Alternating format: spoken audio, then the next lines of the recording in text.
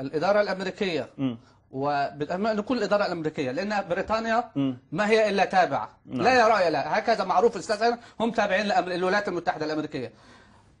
يعني معروف الإدارة الأمريكية، والآن الخطابات التي ألقيها أوباما ما هي إلا كلام معلن، ولكن أريد أفعال لا أقوال.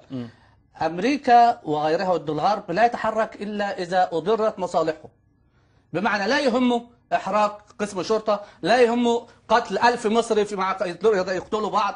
ولكن الآن، وهذا من هذا المنطلق أوجه ندائي وأقول هذا لأمي وأخوتي قبل أي أحد في السويس، لا بد من القيام مدن القناة الثلاثة، السويس والإسماعيلية وبورسعيد، بإغلاق الممر المائي قناة السويس أمام ناقلات الأجنبية، حتى يعلم العالم ما حجم الضرر الذي نحسه ونعيشه. ما مدى إمكانية هذا؟ هذا سهل بسيط، لأن الشعب هذا قناة السويس أصلا هناك منطقة من بورتوفيق وجنيفة والدفرسوار وأبو سلطان وفايد ونمرة 6 والأنطرة وبرفؤاد، هذه لو خرج فقط الآلاف أو المئات في كل منطقة سيتم منع. يعني يضعون زوارق في المياه، ماذا بالضبط؟ كيف يقطعون؟ التواجد فقط، لأن القناة ليست تعريض عرضا كبيرا، فسيخافون أن يستهدفوا سواء بالنقل نفس الغرب حتى بدون. يعني يكفي أن تقف على القناة، التواجد على القناة، تنزل بالمعدية تقف في نص القناة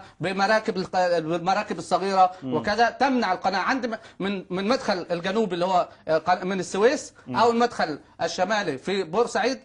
في المدخل نفسه لو وقف 1000 واحد انتهى الموضوع. يعني برأيك هذا سيكون محرك كبير، والولايات المتحدة الأمريكية والغرب وقتها سيفهمون بالضبط ما هي رسالة الشعب المصري، وبالتالي سيقول لمبارك ارحمنا. وهذا هم أغبياء من أجل شخص يضحون بشعب، وتأتي أمريكا بعد ذلك تقول لماذا الشعوب تكرهنا؟ تكرهكم لأنكم تساندون الطغاة.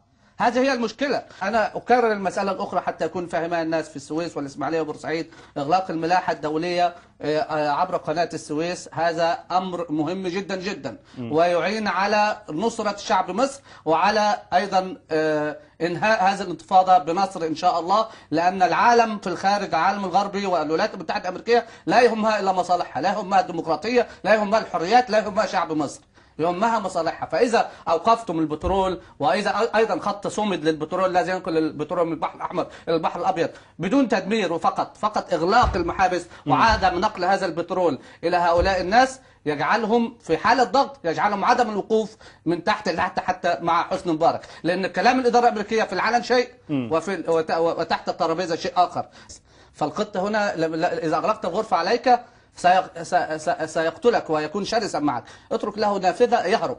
فحسني مبارك القط يجب أن يخرج وبسرعة، إذا جلس في البلد سيحاكم، وإذا حكم محاكمة عادلة سيشنق.